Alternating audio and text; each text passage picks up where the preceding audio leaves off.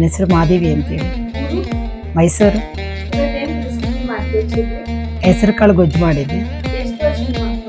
ತುಂಬ ವರ್ಷದಿಂದ ಮಾಡ್ತಾನೆ ಇರ್ತೀನಿ. ತುಂಬ ಹೆಲ್ತಿ ಫುಡ್ ಅಲ್ಲ ಅದು, ಹಾಗಾಗಿ ಮಾಡ್ತಾನೆ ಇರ್ತೀನಿ. ಹೆಸರು ಕಾಳು ಗೊಜ್ಜು ನೀವು ಮನೆಯಲ್ಲ ಮಾಡಿ ಹೇಗೆ ಬಂದಿದೆ ಅಂತೇಳಿ ನಮಗೆ ಹೇಳಿ.